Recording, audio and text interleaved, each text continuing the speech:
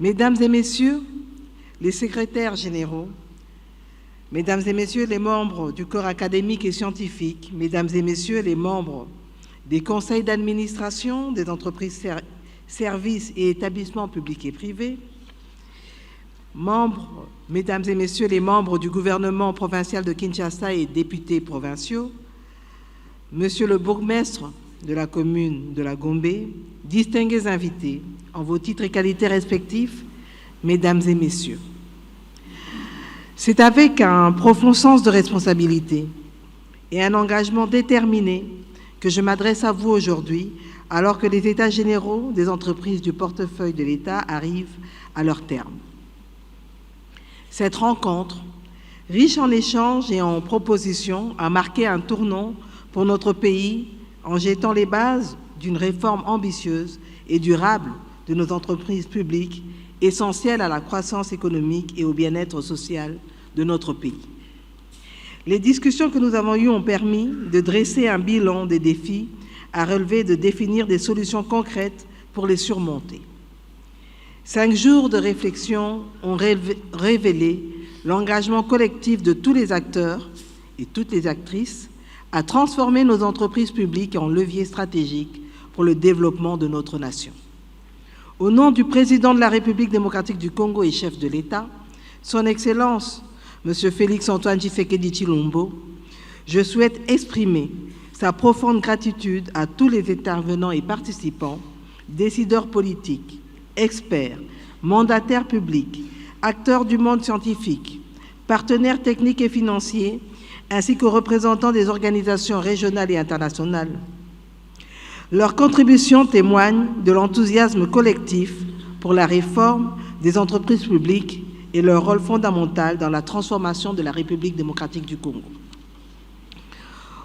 Honorables députés et sénateurs, mesdames et messieurs, distingués invités, les discussions fructueuses de ces États généraux ont souligné l'urgence d'agir. Bien que des réformes aient été entreprises depuis 2008 pour moderniser et redynamiser les entreprises du portefeuille de l'État, il est évident qu'elles n'ont pas été menées jusqu'au bout en vue d'atteindre les objectifs fixés. Pour que nos entreprises publiques contribuent pleinement à la transformation économique du pays, il est essentiel de revoir leur cadre juridique, repenser leur gouvernance, moderniser leur gestion et réduire leur dépendance à l'État. Elles doivent être dirigées par des leaders compétents et intègres, choisis sur la base de leurs mérites. Il est impératif que l'État reste un actionnaire stratégique, mais doit aussi veiller à ce que chaque entreprise soit autonome, rentable et capable de maximiser ses ressources. Dans cette optique, la transparence et la professionnalisation des conseils d'administration seront des priorités. Le gouvernement, à travers le leadership éclairé de son Excellence M. Félix-Antoine Tshisekedi Tshilombo, président de la République et chef de l'État, s'engage à renforcer l'indépendance de ces conseils et à garantir que les mandataires publics soient à même de faire preuve d'une gestion exemplaire et rentable.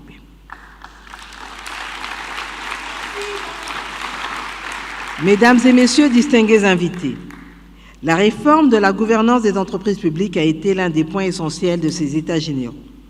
Il est apparu clairement que pour que ces entreprises deviennent des moteurs de développement, elles doivent impérativement être dotées de mécanismes de gouvernance solides et transparents.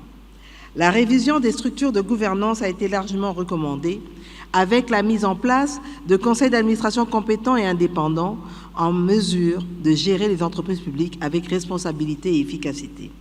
L'un des défis majeurs a été de rendre nos entreprises publiques financièrement autonomes en générant des revenus propres. La rentabilité a été identifiée comme une priorité. Les recommandations ont porté sur la mise en place de modèles économiques rentables et l'élargissement des sources de financement par un encadrement des partenaires stratégiques. En effet, les partenariats devront être repensés afin de favoriser des retombées économiques et sociales durables pour la population congolaise.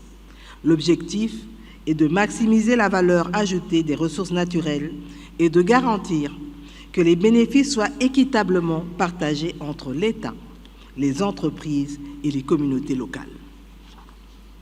En effet, la performance des entreprises du portefeuille de l'État est l'élément clé pour assurer leur pérennité et leur rentabilité. Nous avons vu au cours de ces débats qu'il est impératif de mettre en place des pratiques de gestion rigoureuses, d'adopter des mécanismes de contrôle interne et d'assurer une audibilité complète des résultats financiers. L'innovation et la digitalisation doivent être au cœur de cette transformation.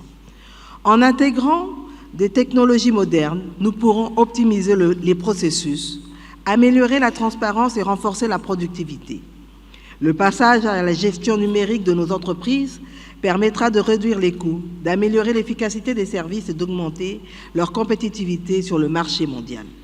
Le gouvernement s'engage à soutenir l'introduction des solutions digitales pour moderniser la gestion financière, la logistique, les ressources humaines et la comptabilité au sein de nos entreprises publiques. La transformation numérique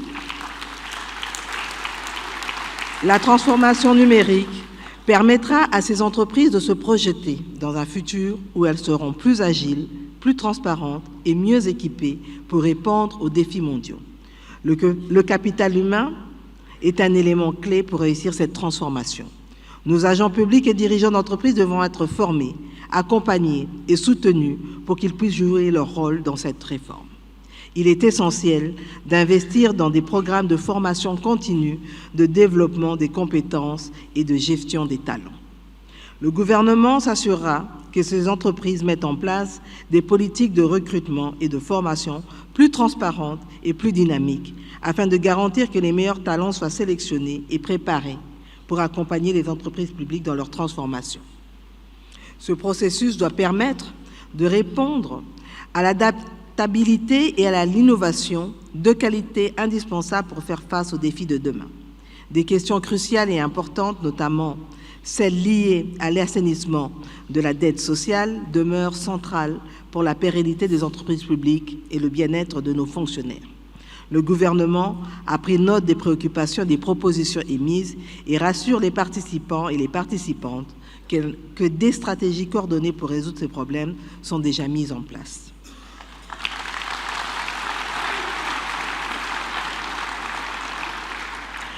Distingués invités, mesdames et messieurs, ensemble, nous avons posé les bases d'une réforme durable pour nos entreprises publiques.